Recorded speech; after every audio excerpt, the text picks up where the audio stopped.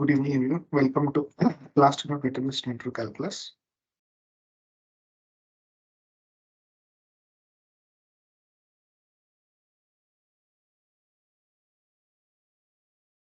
Okay, so last class we introduced what the deconvolution operator was.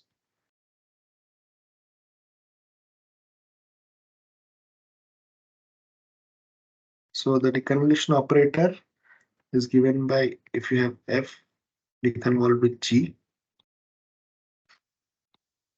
at t, then that is defined as supremum u greater than or equal to 0, f of t plus u minus g of u. Okay. What we also saw was f convolution g was the least solution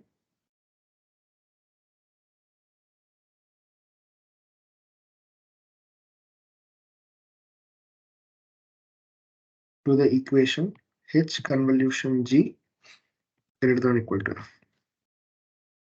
Okay, so just let me write down what convolution also is. So you have h convolution with g.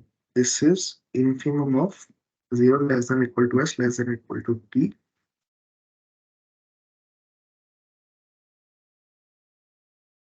So this is h convolution of g at t. You have h of s plus g of t minus s. Okay. Okay. So last class we were looking at properties of deconvolution operator. So the first two properties directly comes from the definition that if h convolution g greater than or equal to f, this double implies h greater than or equal to f deconvolution g. Okay? This comes from definition of, since it's the least solution to this equation, so that means if this happens, then h is greater than or equal to f deconvolution g. We also saw that in the last class while deriving the definition of this deconvolution operator. Right. Similarly, f deconvolution g is basically the minimum of all functions belongs to min plus functions such that h convolution g is greater than or equal to f, which is basically rewriting this above statement. Yeah. Okay. So the third one is t deconvolution g equal to t. So now we are looking at the min plus diagram where we have f pointwise minimum and convolution operator, right? This is our complete diagram.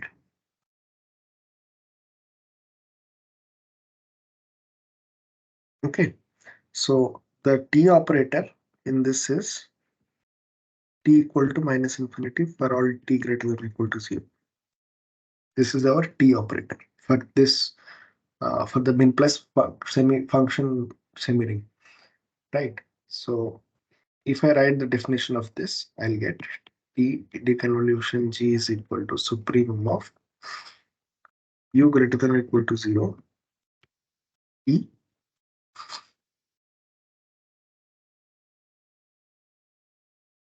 t plus u minus g u, right? So now this is minus infinity for all values of t. Whatever you add here, it will always be minus infinity because you can't, even if it is plus infinity, then minus infinity, you'll get another minus infinity. So this will be minus infinity for all values of t. So which is basically the t function. So therefore t deconvolution gt is equal to the t function at t. Right. Next is f greater than or equal to g implies f deconvolution h greater than or equal to g deconvolution h. Okay, so let us write down what f deconvolution h definition is. From definition, we know that it is sup u greater than or equal to 0 f t plus u minus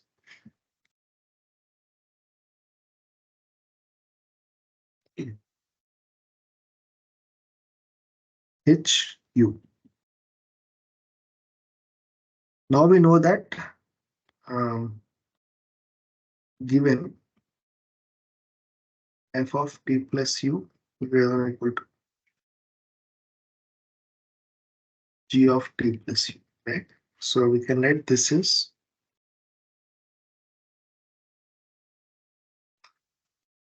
greater than or equal to sup u greater than or equal to 0, g of t plus u minus h of u, which is equal to g convolution h of t. This is t.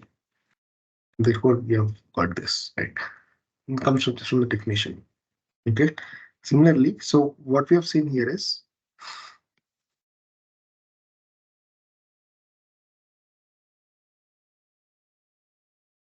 right side deconvolution. If you do it,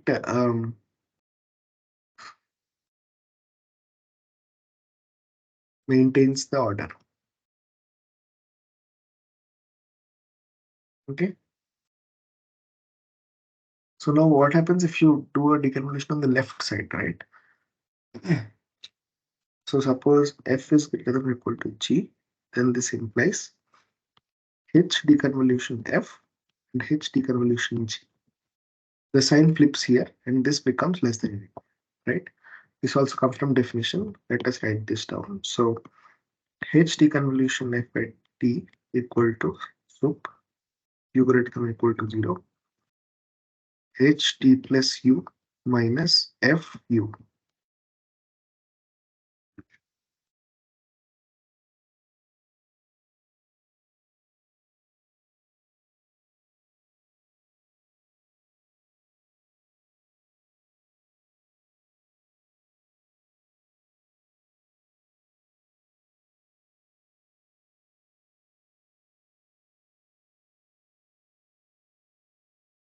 Okay. Now we know that fu is greater than or equal to gu, which implies minus fu is less than or equal to minus gu, right? So here this sign flips. So u greater than or equal to 0, h of t plus u minus g of u.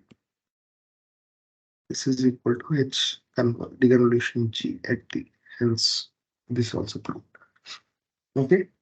So next we have the distribution over pointwise minimum. So if you have two functions, pointwise minimum deconvolution with another function, then okay, it is not equal to, but you have an inequality sign. So f deconvolution h mean g deconvolution h.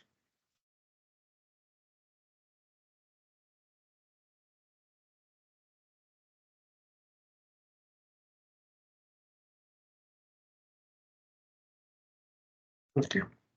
So let's write this down. So f pointwise minimum of g deconvolution h at t. This is equal to sup 0 u greater than or equal to 0, right?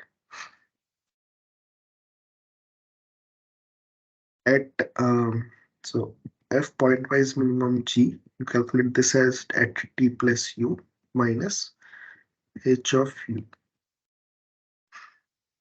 If you expand this, what you get is you get sup u greater than or equal to 0 min of f of t plus u comma g of t plus u,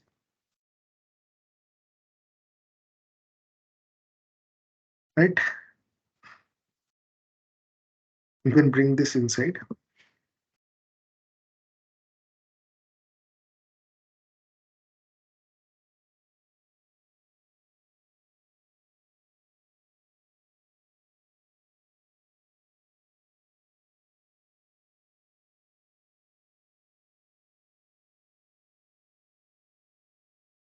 Now we want to interchange supremum and the minimum, right?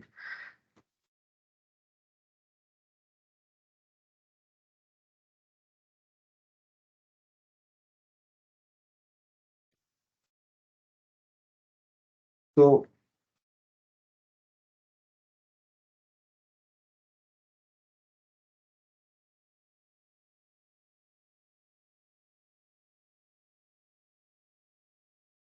using the min-max inequality.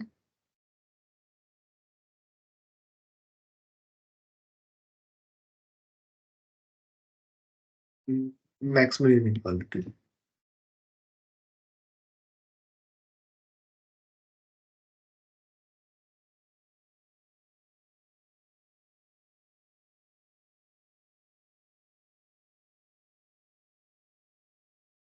Where we have that max min of f x comma y is less than or equal to min max of f x comma y. Right? This is over x, this is over y, this over y, this over x. So here min is just over two terms and sup is over u. So we can interchange this and write less than or equal to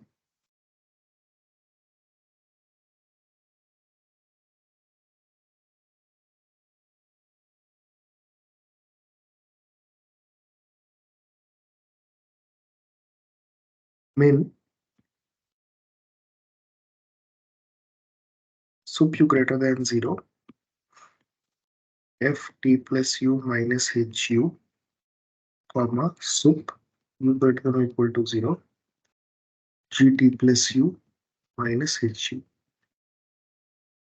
Right? So this is equal to min f deconvolution with h at t, g deconvolution with h at t, which is f deconvolution h min g deconvolution h. Okay. So the sixth property is also shown where you see that pointwise minimum doesn't distribute over deconvolution, but there is an inequality over deconvolution. Okay. Next, the seventh one is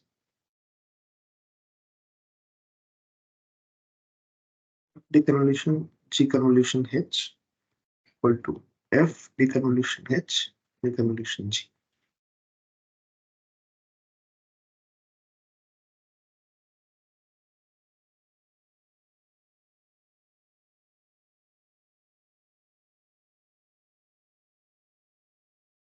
Okay. So let me start from one side of the equation and we'll all these properties can just be done by using the definition of deconvolution convolution operator. So let me first expand the deconvolution operator. So sup u greater than or equal to 0 f t plus u minus. It is very important to remember that the deconvolution operator doesn't have is not associated, but convolution operator is associated. It doesn't matter what it's not commutative. Sorry, it's not commutative.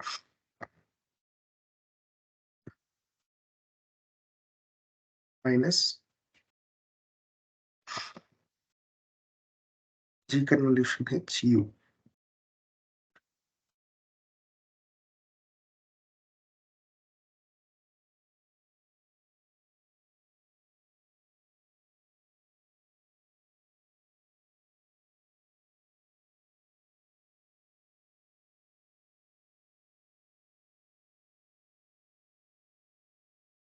Okay. Um, yeah. Now I'll expand the convolution.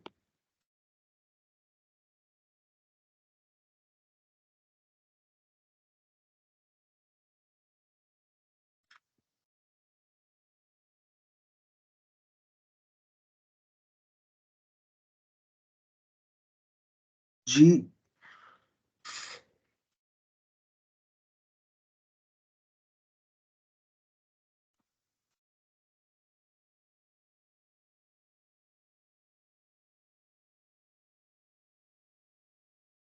plus H u minus S plus H u minus H. Right.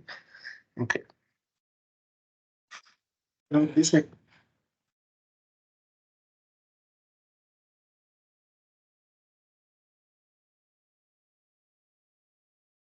is F t plus u minus GS plus H u minus S.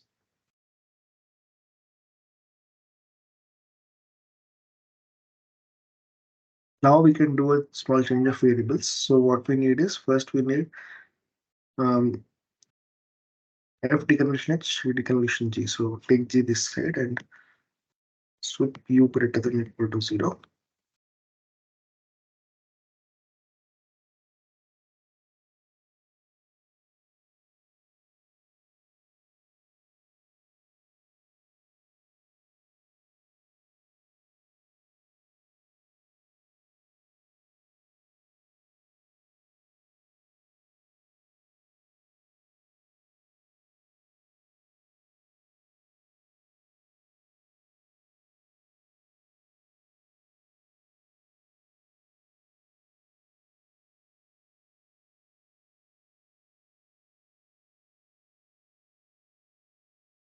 Okay, so first change of variables that we'll do is we'll take u minus s equal to k let.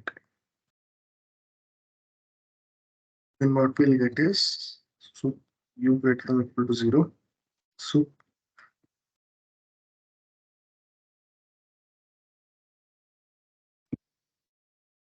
now it's all in terms of k, right?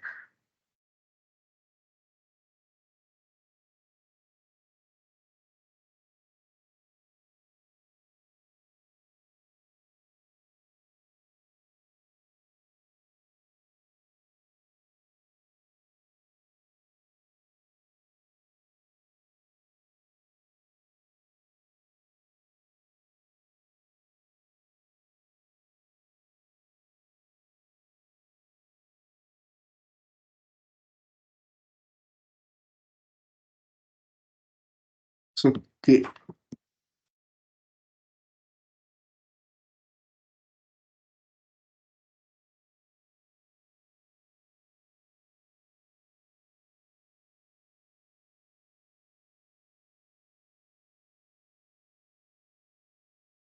is greater than or equal to 0.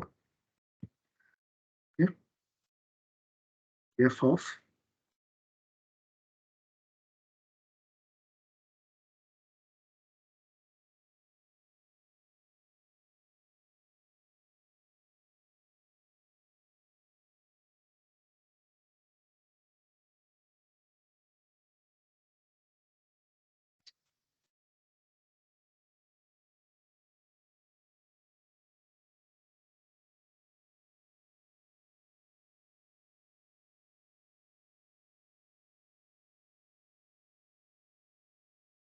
so let me write this down the side so that we can understand what actually is going on in the deconvolution operator. What do you want is, mm, let me write this down whole clearly on the side. So we want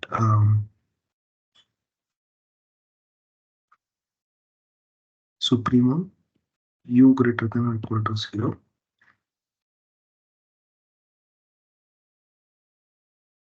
f deconvolution h t plus u minus g u.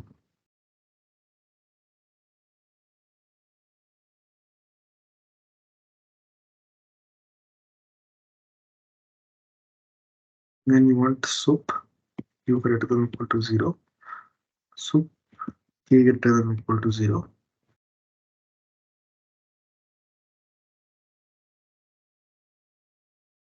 of t plus u plus k.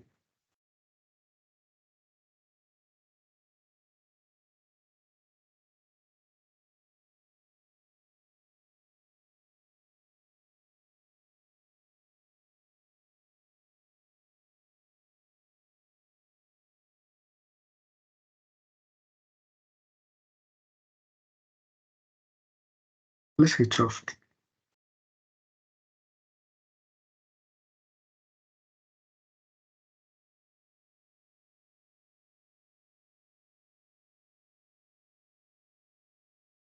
Minus g of u.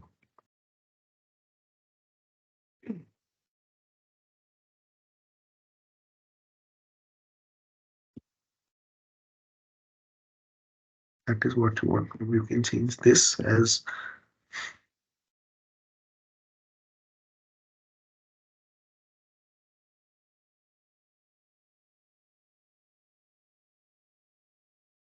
h of s.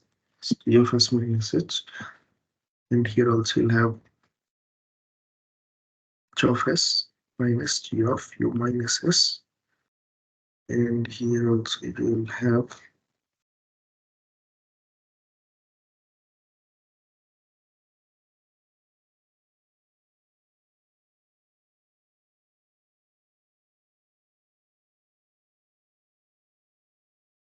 h of s minus g of u minus s. So in place of s you want k, right? So let us take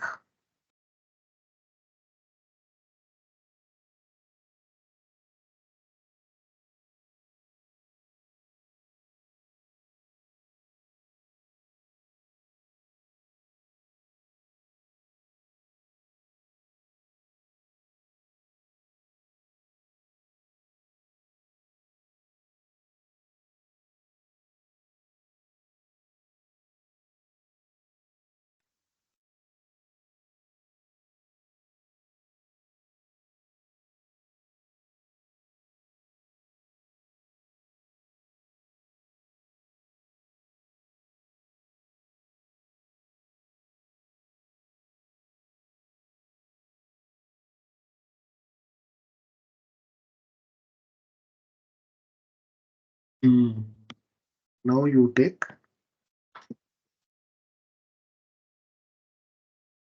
u minus s equal to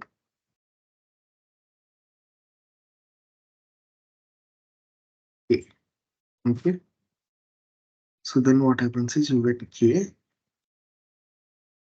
and s becomes u plus k,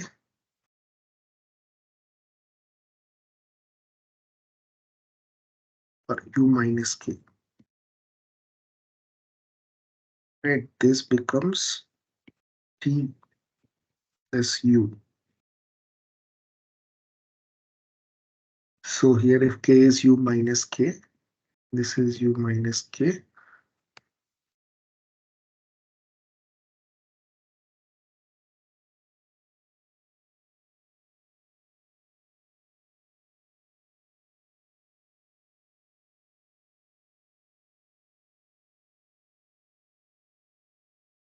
Yeah, I think now we are done. Now this I can split it as, I can interchange these two because they're just supremums. So sup u greater than or equal to 0.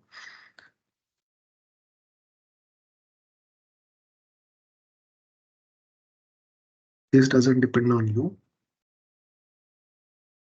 Now you have sup k greater than or equal to 0. You have f deconvolution h at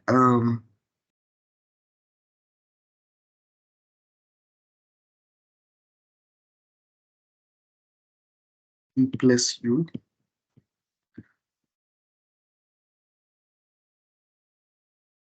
This is f deconvolution h deconvolution g at t. Yeah, so you're done. Okay. So next one is similar to this. So this property inequality that we just saw right now, it related between convolution and deconvolution. So now we'll see something which deals with all deconvolutions, right? So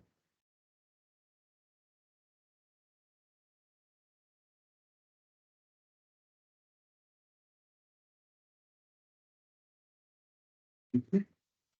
So again, we started by writing the definition.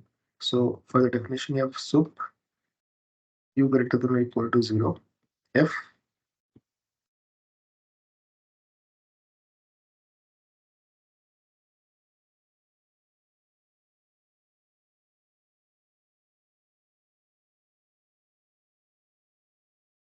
write the outer one first. So you have sup u greater than or equal to 0, f deconvolution h at t plus u minus gu, right? So expand the interior. Sup k greater than or equal to 0, f t plus u plus k minus h of t plus u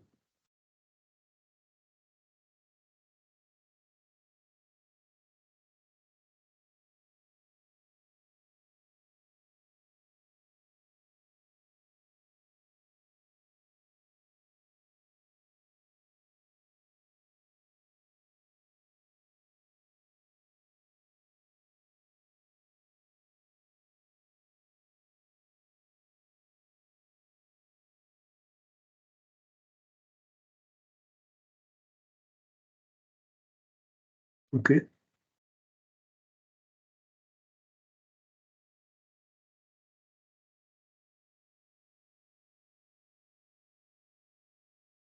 Mm,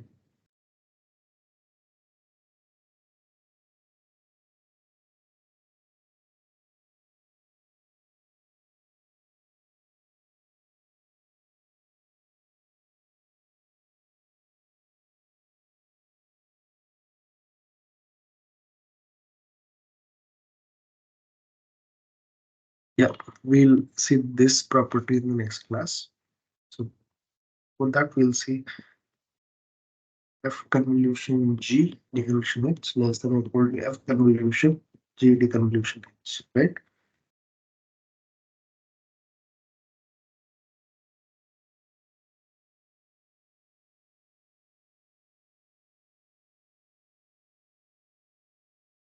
So for this, we'll again use the min max min inequality that we used two, three properties before. So yeah, so we'll expand this out. So F deconvolution J convolution H at t equal to so u greater than equal to 0 inf 0 less than equal to s less than equal to t plus u fs plus g t minus s plus u minus hu, right? Now this less than or equal to sup u greater than equal to 0 inf I'm decreasing the um, boundary of this. So this is a subset of this. So if it is subset, so you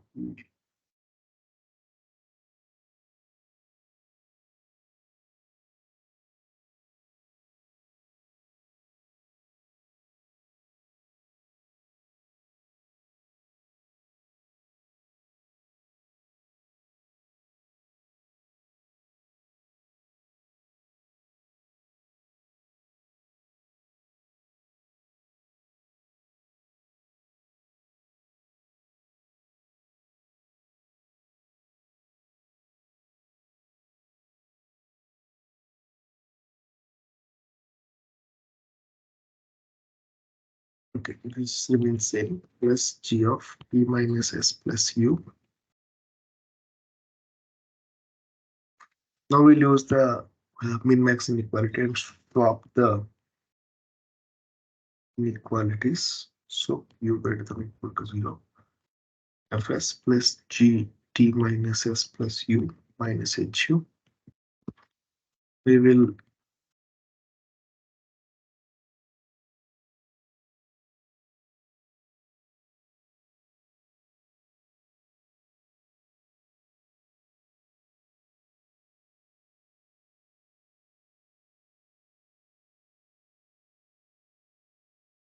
yeah. So we have proved the ninth one.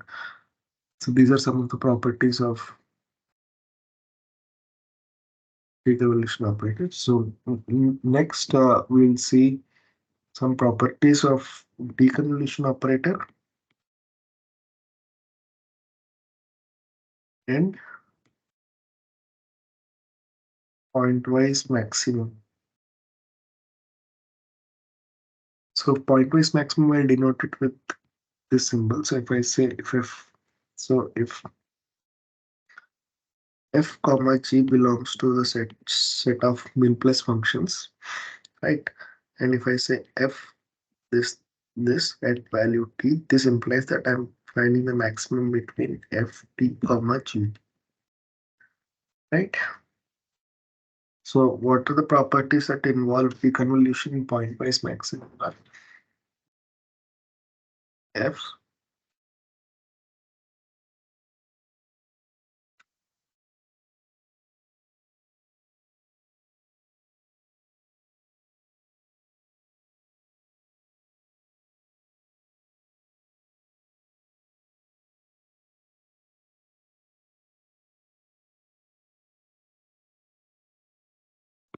max g deconvolution h equal to f deconvolution g max f deconvolution h, right?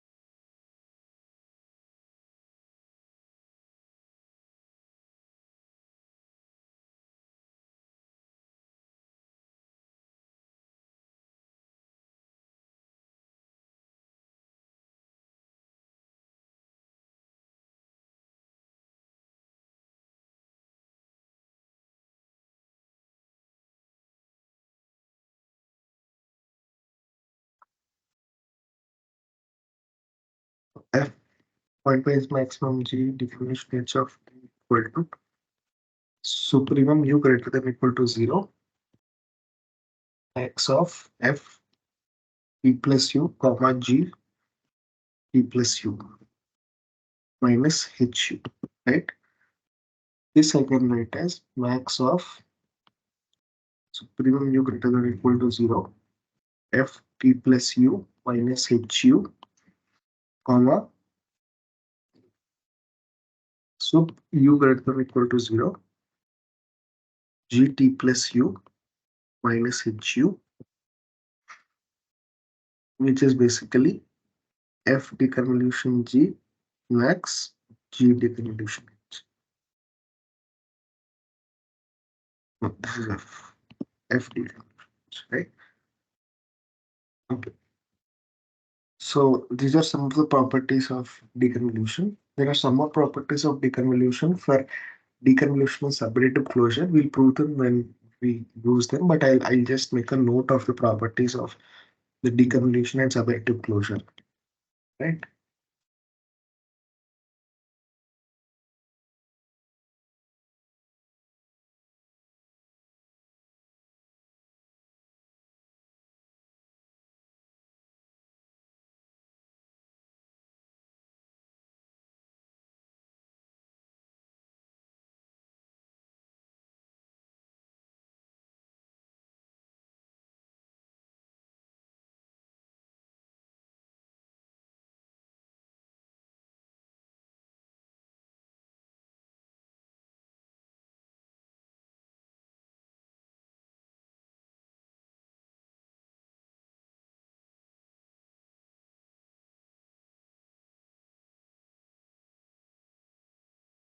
So one property is if f is the subadditive closure of itself, then this implies that you deconvolve f with f, you get f, right?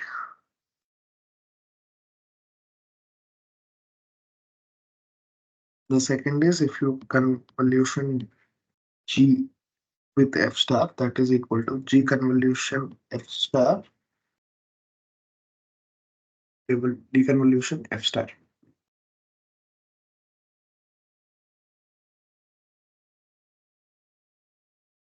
right? Only the third thing is g deconvolution f star is equal to g deconvolution f star convolution f star. Okay. So these three properties are also relation between deconvolution subadditive closure, but the proofs we'll see in the general class, right? There is one more thing, which is the max plus diode, right? Similar to the min plus diode, there is something known as a max plus diode.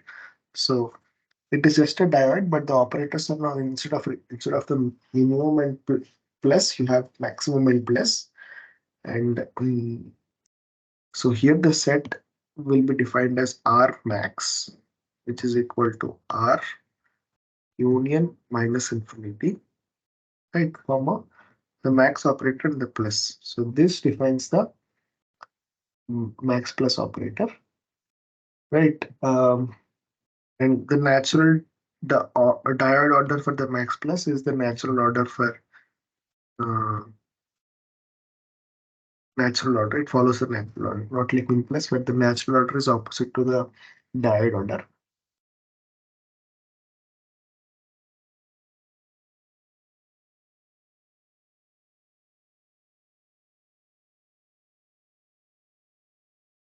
Similarly, max plus convolution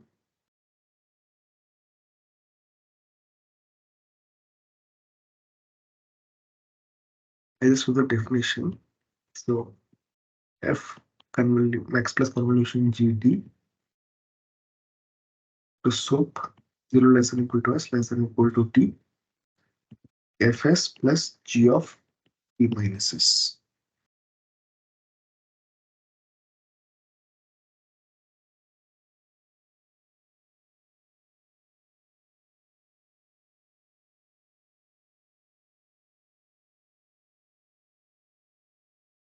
And similarly, max plus deconvolution is f deconvolution gt. This is inf u greater than or equal to 0 of k plus q minus p of q. Okay. And the superadditive closure or the clean star operator. In the min plus we have the subadditive closure. Now we'll have the superadditive closure. Superadditive closure will have f star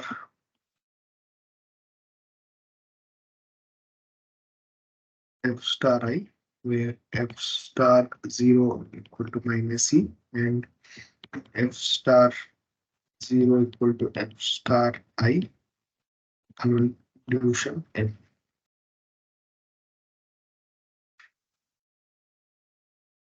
The subadditive closure was subadditive. Similarly, the superadditive closure is superadditive, right?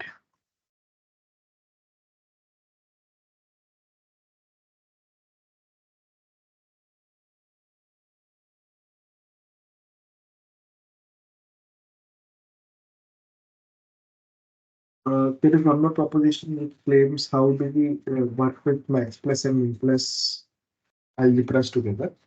But we'll see that in later class. So before that, I'll do a summary.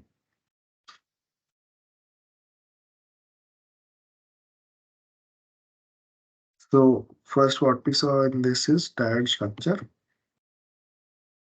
right? F max this convolution. We saw this is a commutative diode.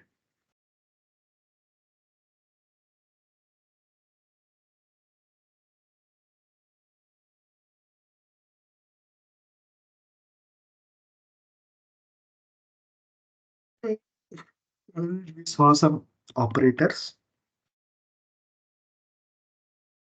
One of them was pointwise minimum, convolution, deconvolution, and subadditive closure, right? So that is the end of this chapter. So from the next chapter,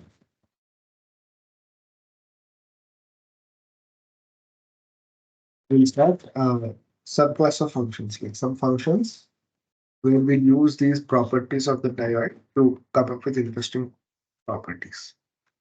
Thank you.